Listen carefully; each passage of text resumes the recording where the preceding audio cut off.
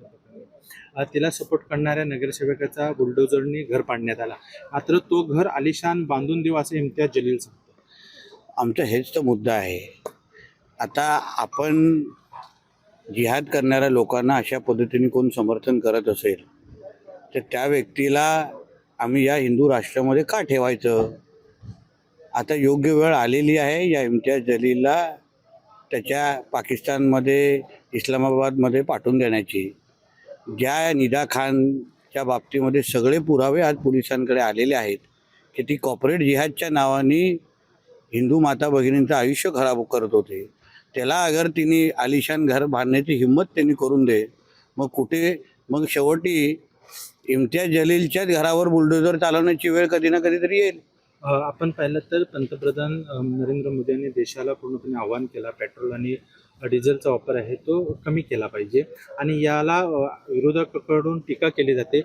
जितेंद्र आव्हाड तर चक्क घोड्यावर बसून आंदोलन केलं. बघा, पंतप्रधान मोदी साहेबांनी कुठल्या पक्षाच्या नेते म्हणून त्यांनी आवाहन केलेलं नाही, पण ह्या देशाचे पंतप्रधान म्हणून एकंदरीत जागतिक पातळीवर जे काही युद्ध परिस्थिती आहे त्यानुसार आपल्या भारताला दिशा देण्याचं काम आणि आपल्या नागरिकांना कमीतला कमी त्रास व्हावा, भारतामध्ये राहणाऱ्या प्रत्येक नागरिकाचं भविष्य सुरक्षित राहावं या दृष्टिकोनातून दिलेला ते केलेलं ते आव्हान आहे. आता प्रत्येक गोष्टीला राजकीय चष्म्यामध्ये पाहणं हे जितेंद्र आव्हाडांसारख्या लोकांची जुनी सवय आहे. म्हणून मी त्यांना सांगेन की आंदोलनापुरते घोड्यापर्यंत फिरू नका, रोज घोड्यावर फिरा, जेणेकरून पेट्रोल डिझेलच्या बाबतीमध्ये बचत करण्याच्या यादीमध्ये सर्वात पहिल्या क्रमांकाचं नाव जितेंद्र आव्हाडचंच असेल.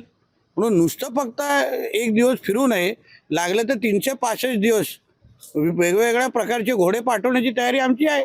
आज रोहित पवार यांनी पत्रकार परिषद घेतली आणि त्यांनी असं म्हटलं की देवेंद्र फडणवीस यांनी लिहून द्यावे की शिंदे सेनेचे आणि राष्ट्रवादीचे आमदार आम्ही फोडणार नाही. हे लक्षात घ्या, विचारणा व्यक्तीची पात्रता काय आहे ह्याचाही कधीतरी विचार करा. राज्याच्या मुख्यमंत्र्यांना आव्हान आणि अशा पद्धतीचे मागणी करण्याची व्यक्तीची पात्रता तरी असली पाहिजे. कोणी उद्या काही पत्रकार परिषद घेईल आणि कुठल्याही पद्धतीची मागणी करेल तर अशा बालिश गोष्टींसाठी कोणाला वेळ नाही आहे. साहेबांच्या खरं तर वाढदिवसाच्या निमित्ताने नितीन गडकरी यांनी डेडलाईन दिली होती मुंबई गोवा महामार्गाची, पण सध्याची परिस्थिती बघितली तर मानगाव असेल, इंदापूर असेल, फार प्रचंड वाहतूक कोंडी होते आणि या बायपासमध्ये कोकण रेल्वेची तांत्रिक अडचण आहे. तर साहेब किंवा तुम्ही याबद्दल केंद्रात बोलशो? नक्की बोलणार. मला आठवतं नितीन गडकरी साहेबांनी 31 मेची तारीख दिलेली होती. आता आपण 13 मेवर उभे आहोत.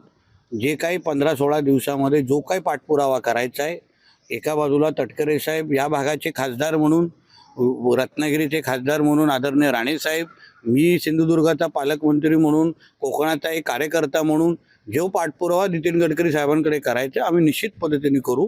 शेवटी हा त्रास कोकणी माणसाचा नाही, आमचाही आहे आणि म्हणून एकत्र मिळून ह्या प्रश्नाला आता संपवण्याची वेळ आलेली आहे.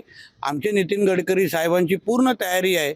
जे काही थोडं मोठं काय अजून पाठपुरावा करायची गरज आहे ते आम्ही निश्चित पद्धतीने करू. रोहित पवारांनी आज अशी पण टीका केली की सुनील गडकरी आणि प्रफुल्ल पटेल हे 12 आमदार घेऊन हे लक्षात घ्या, ज्यांचा प्रश्न त्यांना विचारा. मी एक भारतीय जनता पक्षाचा एक छोटासा कार्यकर्ता आहे. तटकरे साहेब या सगळ्या प्रश्नाला उत्तर देण्यासाठी सक्षम आहेत.